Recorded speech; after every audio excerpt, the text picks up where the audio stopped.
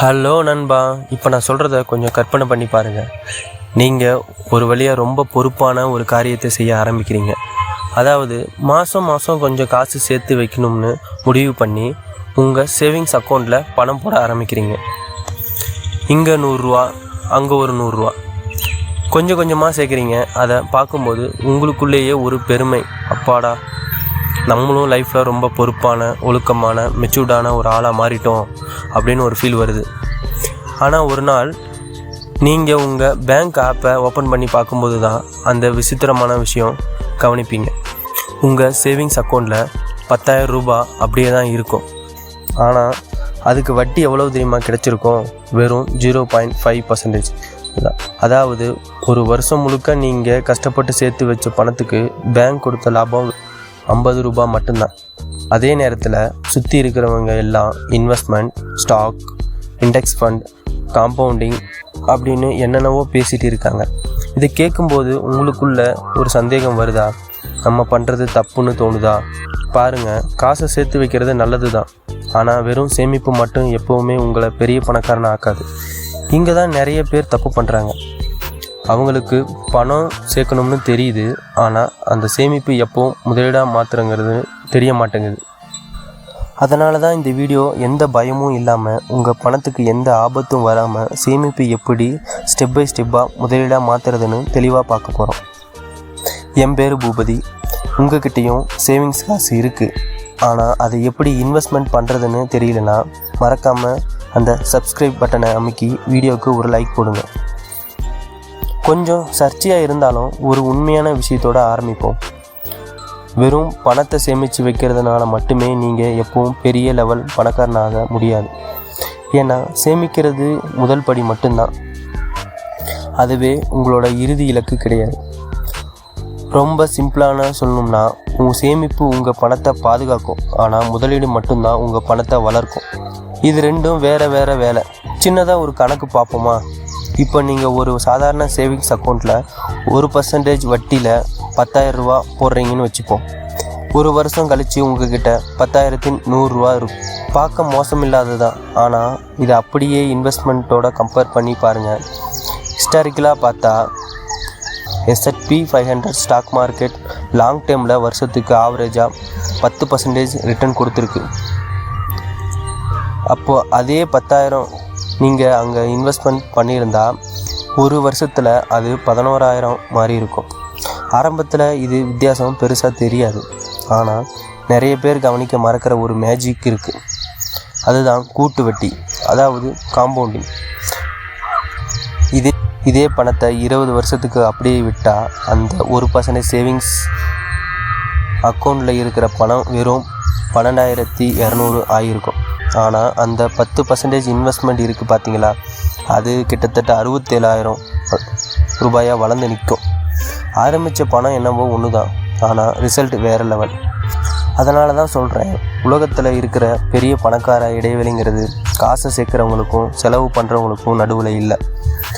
அது காசை வெறும் சேவிங்ஸில் வச்சுருக்கிறவங்களுக்கும் அதை இன்வெஸ்ட்மெண்ட் பண்ணுறவங்களுக்கும் நடுவில் தான் இருக்குது. ஏன் மக்கள் இன்வெஸ்ட்மெண்ட் பண்ண பயப்படுறாங்க? ஆனால் விஷயம் தெரிஞ்சும் ஏன் நிறைய பேர் இன்வெஸ்ட்மெண்ட் பண்ணுறது இல்லை? அதுக்கு காரணம் மேக்ஸ் கிடையாது, நம்மளோட ஹியூமன் சைக்காலஜி. சேமிக்கிறது நமக்கு பாதுகாப்பாக தோணும், இன்வெஸ்ட்மெண்ட் பண்ணுறது ஆபத்துன்னு தெரியுது. பேங்க்கில் காசு இருந்தால் நமக்கு கண்ணுக்கு தெரியும், அது திடீர்னு ஒரு செவ்வாய்க்கிழமை மதியம் 5% குறைஞ்சிடுதுன்னா தைரியம். ஆனால் இன்வெஸ்ட்மெண்ட் அப்படி இல்லை, அது ஏறும் இறங்கும், நகர்ந்துக்கிட்டே இருக்கும். எமோஷ்னல் இறக்கம் தான் மக்கள் பயமுறுத்தி ஓட வைக்குது. இப்போது நீங்கள் நினைக்கலாம், அதெல்லாம் சரி பூபதி, ஆனால் என் கஷ்டப்பட்டு சம்பாதிச்ச காசு நான் இழக்க விரும்பலை, அப்படி தானே?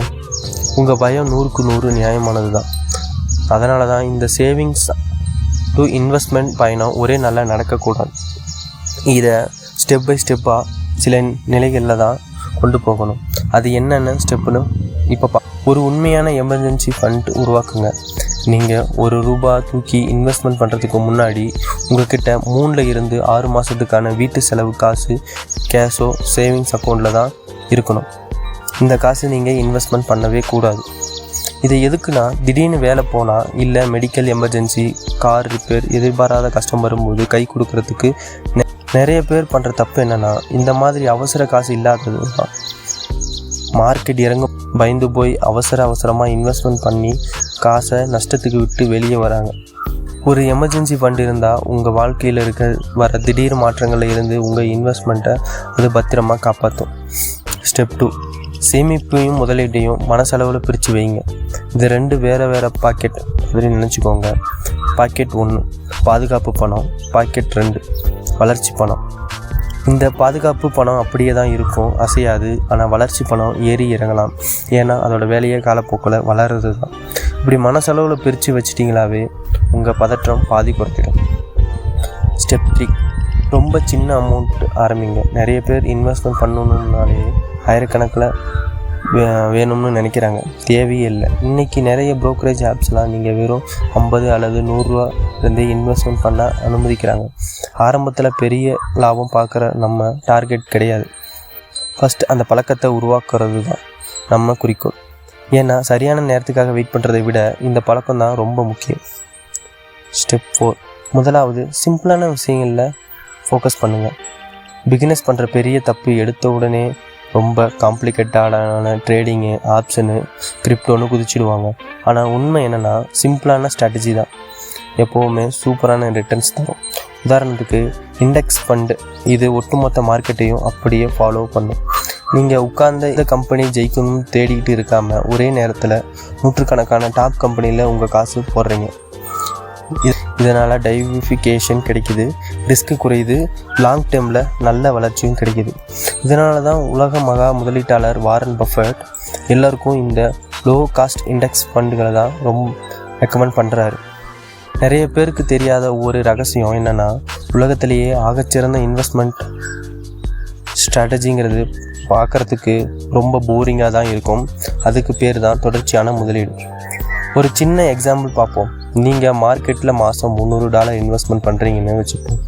மார்க்கெட் வருஷத்துக்கு ஆவரேஜாக 8% ரிட்டர்ன்ஸ் தரும்னா 25 வருஷம் கழித்து உங்கள்கிட்ட எவ்வளவு இருக்கும்? தோராயமாக 2,85,000 இருக்கும். ஆனால் இதில் ஆச்சரியமான விஷயம் என்னென்னா, உங்கள் கை காசை நீங்கள் போட்டது வெறும் 90,000 மட்டும்தான். மீதி இருக்கிற கிட்டத்தட்ட 1,95,000 அந்த காம்பவுண்டிங் மூலமாக தான் வளர்ந்தது. ஆனாலும் இன்வெஸ்ட்மெண்ட் பண்ணும்போது ஆரம்பத்தில் ஒரு சின்ன அன்கம்ஃபர்டபுள் ஃபீலிங் இருக்கத்தான் செய்யும். மார்க்கெட் இறங்கும், நியூஸ் பயமுறுத்துவாங்க, எல்லோரும் பதற்றமாற்றுவாங்க. இவங்க தான் ஒரே சாதாரண அடிக்கும். உண்மையான டிசிப்ளினான இன்வெஸ்டருக்கும் உள்ள வித்தியாசம் தெரியுது. இப்படி நினச்சி பாருங்களேன். காசை சேமிக்கிறங்கிறது விதைகள் ஒரு பாட்டிலுக்குள்ளே போட்டு மூடி வைக்கிற மாதிரி. அது பத்திரமா இருக்கும், ஆனால் வளராது. அதுவே இன்வெஸ்ட்மெண்ட் பண்ணுறதுங்கிறது அந்த விதையை மண்ணுக்குள்ளே நடுற மாதிரி. ஆரம்பத்தில் பார்க்க அழுக்காக இருக்கும், உடனே ரிசல்ட் தெரியாது. ஆனால் போக அது வளர்ந்து ஒரு நாள் பெருசாக நிற்கும். இப்போ உங்களுக்கு அடுத்த கேள்வி வரும், சரி பூபதி, நான் இன்வெஸ்ட்மெண்ட் பண்ண ஆரம்பித்தா உடனே மார்க்கெட் கிராஷ் ஆகிட்டா என்ன பண்ணுறது? சூப்பரான கேள்வி. மார்க்கெட் சரிவுங்கிறது ரொம்ப சாதாரண விஷயம். ஹிஸ்டாரிக்கலாக நிறைய தடவை நடந்திருக்கு. ஆனால் லாங் டேர்ம் இன்வெஸ்டர்களுக்கு இந்த சரிவு ஒரு செம சான்ஸ். ஏன்னா மார்க்கெட் குறையும் போது நீங்கள் மாதம் போடுற காசுக்கு நிறைய ஷேர்ஸ் கம்மி விலைக்கு கிடைக்கும். அப்போ மார்க்கெட் திரும்ப மேலே ஏறும்போது உங்களுக்கு லாபம் டபுளாக வரும். அதனால தான் எக்ஸ்பீரியன்ஸ் இருக்கிறவங்க மார்க்கெட் இறங்கும்போது பதற்றப்படாமல் கூட இருக்காங்க. அவங்க அடுத்த வாரத்தை பற்றி யோசிக்கலை, அடுத்த சில தசாப்தங்களுக்கு பற்றி யோசிக்கிறாங்க. ஸோ இப்போ நான் சொன்னதை டக்குன்னு ஒரு தடவை சுருக்கமாக பார்த்துடலாம். ஃபஸ்ட், ஒரு 3 அல்லது 6 மாதத்துக்கான எமர்ஜென்சி ஃபண்டு ரெடி பண்ணுங்கள். 2வது, உங்கள் காசு பாதுகாப்பு பணம், வளர்ச்சி பணம்னு பிரிச்சுக்கோங்க. 3வது, சின்ன தொகையாக இருந்தாலும் மாதம் கன்சிஸ்டண்ட்டாக இன்வெஸ்ட்மெண்ட் பண்ணுங்கள். 4வது, இண்டெக்ஸ் ஃபண்ட் மாதிரி சிம்பிளான லாங் டேர்ம் விஷயங்களில் ஃபோக்கஸ் பண்ணுங்கள். 5வது, கொஞ்சம் பொறுமையாக இருங்க, காம்பவுண்டிங் வேலை செய்ய டைம் கொடுங்க. ஏன்னா கடைசியாக எல்லோரும் புரிஞ்சுக்கிற ஒரே உண்மை என்னென்னா, பணத்தை சேமிக்கிறது உங்களுக்கு ஒரு ஸ்டெபிலிட்டியை தரும், ஆனால் இன்வெஸ்ட்மெண்ட் பண்ணுற மட்டும்தான் உங்களுக்கு சுதந்திரத்தையும் தரும். நீங்கள் எவ்வளவு சீக்கிரம் இதை ஆரம்பிக்கிறீங்களோ அவ்வளவு ஸ்ட்ராங்காக உங்கள் ஃப்யூச்சர் இருக்கும்.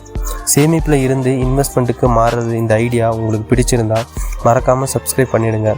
எனக்கு ஒரு விஷயம் தெரிஞ்சுக்கணும், இப்போ நீங்கள் வெறும் சேவிங்ஸ் மட்டும் பண்ணுறீங்களா, இல்லை ஆல்ரெடி இன்வெஸ்ட்மெண்ட் பண்ண ஆரம்பிச்சிருக்கீங்களா? அதை கீழே கமெண்ட்டில் அடுத்த வீடியோவில் பார்ப்போம்.